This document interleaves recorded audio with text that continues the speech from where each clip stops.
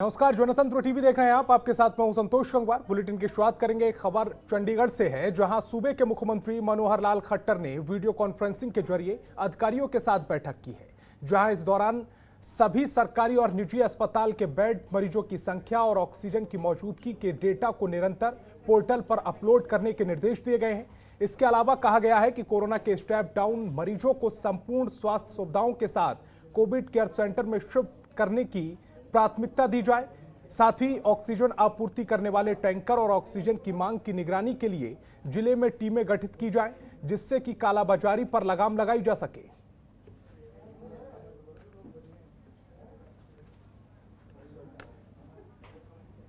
तो सीएम मनोहर लाल खट्टर ने एक वीडियो कॉन्फ्रेंसिंग के साथ मीटिंग की और इस दौरान कालाबाजारी जो हो रही है उसको रोकथाम के लिए दिशा निर्देश दिए गए हैं। इसके अलावा चाहे वो सरकारी अस्पताल हो, प्राइवेट अस्पताल हो, सबको पूरा डेटा पोर्टल पर अपलोड करने को कहा गया है। वीडियो कॉन्फ्रेंसिंग के जरिए अधिकारियों के साथ ये बैठक की गई। स्वास्थ्य सुविधाओं को लेकर अधिकारियों को कई तरह के दिशा निर्देश दिए गए हैं। लोगों से कहा जा रहा है कि वो घर में रहें, कोरोना गाइडलाइन का पालन करें, और अधिकारियों से कहा जा रहा है कि इस कोरोना गाइडलाइन का पालन कराना उनकी जिम्मेदारी है। इसके अलावा स्वास्थ्य सुविधाओं को लेकर अधिकारियों को कई दिशा निर्देश दिए गए हैं। सरकारी और निजी अस्पतालों में कितने बेड हैं, किस तरह से मरीज आ रहे हैं, ऑक्सीजन की कितनी आपूर्ति की जा रही है, इन सबको लेकर अपना डेटा पोर्टल पर डालने को कहा गया है।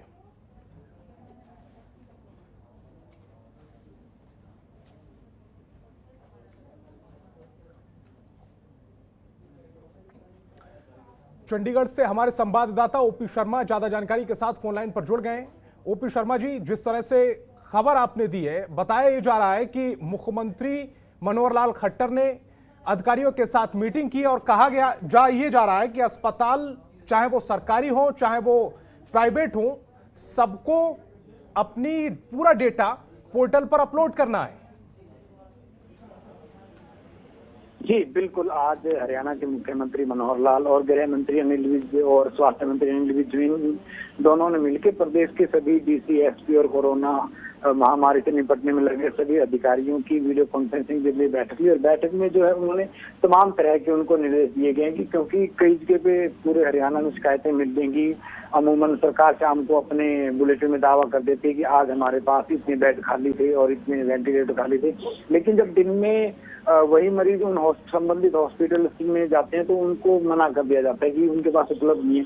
तो इन तमाम दिक्कतों से लोगों को बचाने के लिए जो हरियाणा सरकार ने ये निर्देश जारी कर दिए कि सभी को वेब पोर्टल के ऊपर जो है अपनी हॉस्पिटल की अवेलेबिलिटी जो डालनी पड़ेगी। जल्दी हरियाणा सरकार एक प्रदेश स्तर का भी जो है वेब पोर्टल बना रही है, जिस पर भी अब एक ही पोर्टल पर क्लिक करते ही आपको अपने जिले में किस हॉस्पिटल में कितने बेड या वेंटिलेटर या ऑक्सीजन के सिलेंडर, ऑक्सीजन अवेलेबल है, वो आपको जानकारियां मिल जाएंगी। जी ओपी शर्मा जी, जिस तरह से कहा यह भी जा रहा है कि कालाबाजारी को रोकने के लिए भी दिशा निर्देश जारी किए गए, किस तरह के दिशा निर्देश दिए गए कालाबाजारी को रोकने के लिए? की बात करें तो हरियाणा के अंदर इस वक्त अगर कालाबाजारी जो रेमडेसिविर इंजेक्शन और ऑक्सीजन वगैरह की हो रही थी, इसको लेकर कहीं ना कहीं पुलिस भी सतर्क है और पुलिस ने भी कल तक जो है करीब 45 लोगों को पकड़ा है। इसके अलावा रेमडेसिविर इंजेक्शन अगर किसी मरीज को लिखना है तो वो हमें जिस हॉस्पिटल में भर्ती है वहां से एक डॉक्टर की सिफारिश लेके आएगा और वो सिफारिश पत्र जो होगा उसका वो जो जिले के मुख्य स्वास्थ्य अधिकारी हैं उनके पास जाएगा और वहां पर बकायदा एक 3 सदस्यीय कमेटी गठित होगी हर जिले में। और वो कमेटी जो मरीज की जो हिस्ट्री है वो देखने के बाद ये तय करेगी क्या इनको इंजेक्शन देना है या नहीं देना है। अगर उनको लगता है कि देना है तो उसको जो है सरकारी कोटे से जो है वो रेमडेसिविर इंजेक्शन जो वो दिया जाएगा। बाहर खुले में ऑक्सीजन रेमडेसिविर इंजेक्शन बेचने पर भी रोक लगा दी गई है। जी ओपी शर्मा जी, क्या आपको नहीं लगता कि सरकार थोड़ी देरी से जागी है? जिस तरह से कालाबाजारी, ऐसा नहीं है कि 2, 4 या 6 दिन, पिछले 6 दिनों से कालाबाजारी चल रही है, ऑक्सीजन की लगातार चल रही है, 15, 20 दिन, 25 दिन से लगातार खबरें आ रही हैं, और ऐसे में सरकार अब दिशा निर्देश जारी कर रही है, क्या देरी नहीं हो रही? देखिए संतोष, आपकी बात ये बिल्कुल सही है कि सरकार जागी है, थोड़ा देरी से जागी है और मुझे लगता है कि अब सरकार को काफी मशक्कत जो है हालातों पर नियंत्रण करने के लिए करनी पड़ रही है और शायद इतना आसान नहीं होगा, क्योंकि पहले तो हमारे यहाँ ऑक्सीजन की कमी थी और हम उस ऑक्सीजन की जो है अवेलेबल जो उसकी उपलब्धता है वो मरीजों को नहीं करवा पा रहे थे। लेकिन अब हमारे पास ऑक्सीजन की भी कमी है। क्योंकि हमारी ऑक्सीजन की डिमांड ज्यादा बढ़ गई है हरियाणा के अंदर। और डिमांड की बात करें तो अगर हमें जो पड़ोसी उड़ीसा से हमें जो ऑक्सीजन का कोटा अलॉट हुआ है, तो अगर हम उसको अवेल करें तो कैसे करें, क्योंकि हमारे पास टैंकर्स नहीं है। अगर हमारे पास टैंकर्स आ जाते हैं वो ट्रेन के जरिए या जैसे आ जाते हैं सर, आगे उनको बोटलिंग की भी भारी दिक्कत होती है। कहीं ना कहीं अब वाकई में हालात जो है वो काफी खराब हो गए हैं। लेकिन हरियाणा सरकार फिर भी अपने स्तर पर कुछ कर रही है कि हरियाणा में अभी आज से 50 जो है ऑक्सीजन प्लांट लगने तैयार हो गए, क्योंकि हरियाणा के जो ग्रामीण इलाके हैं ना, वहां से भी जो है कोरोना की मामलों की तेजी से बढ़ोतरी की जो है वो सूचना आ रही है। तो ऐसे में हरियाणा सरकार ने हर जिले में जितने भी सरकारी प्राइमरी हेल्थ सेंटर और चीफ हेल्थ सेंटर जितने भी थे, तो उन सब के अंदर जो है ऑक्सीजन प्लांट जो है स्थापित करने का फैसला किया। कई जगह पे जो है NHI वो स्थापित कर रही है, कई जगह पे प्राइवेट ठेके दिए गए हैं। तो मतलब कहने का मतलब ये है कि अब अगर किसी भी ग्रामीण स्तर पर कोई भी अगर 15, 20, 30 या 50 बेड तक का अगर कोई हॉस्पिटल है, तो वहां पर भी जो है ऑक्सीजन और वेंटिलेटर जैसे तमाम इंतजाम वहां मिलेंगे। और 50 ऑक्सीजन प्लांट हैं वो हरियाणा के जो सरकारी अस्पताल हैं उनमें लगने शुरू हो गए। और उम्मीद की जा रही है कि अगले 8 दिन में वो लगते जो हैं शुरू हो जाएंगे। इसके अलावा अगर अभी हमारी कुछ देर पहले हरियाणा के जो स्वास्थ्य मंत्री रणदीप सिंह उनसे भी बात की, उन्होंने कहा है कि कोरोना के संभावित मामलों को देखते हुए सरकार तैयार हो गई है। और जैसे ही हमारे ये प्लांट लग जाते हैं तो इन प्लांट से हम पाइप के जरिए जो है ऑक्सीजन जो मरीजों को देंगे। और जब हम पाइप के जरिए सीधी ऑक्सीजन देंगे तो शायद हमारे यहाँ सिलेंडर्स की जो कमी है वो कम होगी। और दूसरा की जो सिलेंडर्स हैं वो शायद हम कहीं दूर दराज के इलाकों में भी पहुंचा सकें। जी पप्पू शर्मा जी, इस तमाम जानकारी के लिए आपका बहुत बहुत शुक्रिया।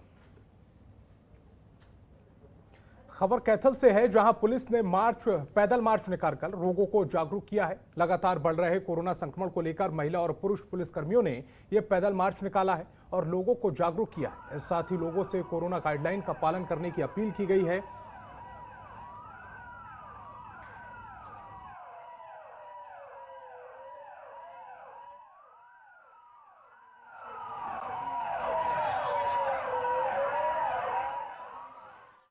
कि लॉकडाउन चला हुआ है, सरकार द्वारा निर्देश दिए हुए हैं, तो ये जो पैदल मार्च निकाला गया है इसका मकसद एक तो लोगों को जागरूक करना है कि कोरोना वायरस है, आप अपने घर में रहें। पुलिस अपने पैदल चलकर लोगों को समझा रही है, अपनी जान पर खेलकर जो लॉकडाउन है उसका इम्प्लीमेंटेशन करा रही है। साथ ही साथ ये भी एक कड़ा संदेश है कि पुलिस अब सख्ती बरतेगी। आगे अब कोई भी बेफिजूल में घूमता हुआ मिलेगा तो पुलिस उस पर कानूनी कार्रवाई करेगी। देश और प्रदेश में लगातार कोरोना संक्रमण अपना कहर बरपा रहा है।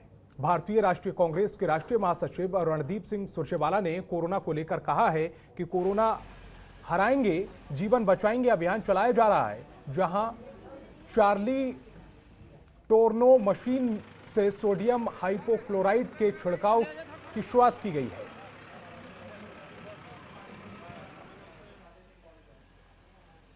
तो तस्वीरों में आप देख सकते हैं कि कांग्रेस के नेता रणदीप सुरजेवाला इस समय एक ट्रैक्टर पर हैं और वहां पर वो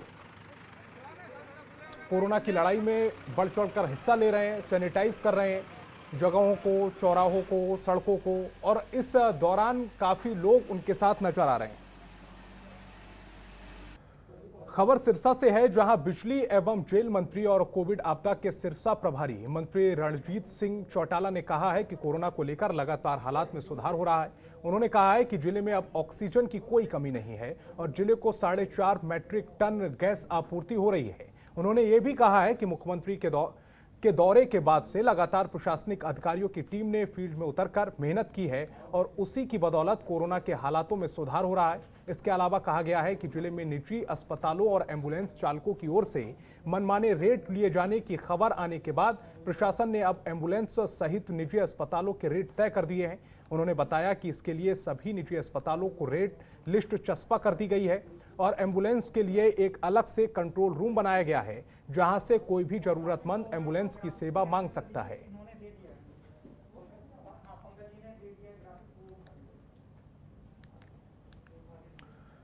सिरसा में श्री बाबा तारा हॉस्पिटल एवं रिसर्च सेंटर सिरसा की ओर से संचालित महाराजा अग्रसेन चैरिटेबल ट्रस्ट के भवन में आधुनिक सुविधाओं से युक्त कोविड केयर सेंटर का उद्घाटन 10 मई को किया जाएगा, जहां सिरसा के विधायक, पूर्व राज्य मंत्री और हरियाणा लोकहित पार्टी के सुप्रीमो गोपाल कांडा इस कोविड अस्पताल का उद्घाटन करेंगे। अस्पताल में 14 बेड वाला आईसीयू बनाया गया है, जो वेंटिलेटर और ऑक्सीजन युक्त है। इसके साथ ही एक बड़ा ऑक्सीजन प्लांट भी लगाया जाएगा।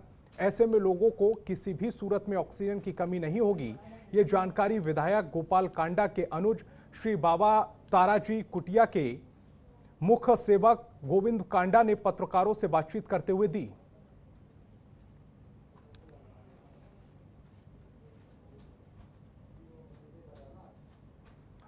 उधर कैथल में बढ़ते कोरोना संक्रमण को लेकर उपायुक्त सुजान सिंह ने कहा है कि कोरोना को हराने से पहले की तरह सामाजिक और धार्मिक संस्थाएं अपना सकारात्मक सहयोग देती रही हैं और देती रहेंगी। यह लड़ाई सभी की है, इसीलिए संस्थाओं के सहयोग से साझी रणनीति बनाकर काम किया जाएगा ताकि हर एक जरूरतमंद की मदद की जा सके। सभी संस्थाएं वार्ड और टीमें बनाकर सूचना देंगी ताकि प्रशासन की ओर से हर टीम के साथ अधिकारियों की नियुक्ति की जा सके, जो कि होम आइसोलेशन में रह रहे लोगों तथा अन्य जरूरतमंदों की मदद कर सके। उपायुक्त सुजान सिंह कोयल कॉम्प्लेक्स के सभागार में सामाजिक और धार्मिक संस्थाओं के प्रतिनिधियों से मंत्रणा कर रहे थे, जहां पर मौके पर अलग अलग संस्थान के प्रतिनिधियों ने अपने सुझाव दिए और कोरोना को हराने में प्रशासन का पूरा सहयोग करने का आश्वासन दिया। डीसी सुजान सिंह ने सभी से कहा है कि जो व्यक्ति इस समय होम आइसोलेशन में हैं, सामाजिक और धार्मिक संस्थाएं अपने अपने क्षेत्र में उन लोगों से निरंतर संवाद करती रहें। अगर किसी व्यक्ति को किसी भी तरह से जरूरत होती है तो उसे तुरंत सुविधा मुहैया कराई जाए। शासन और प्रशासन अपना कार्य कर रहा है।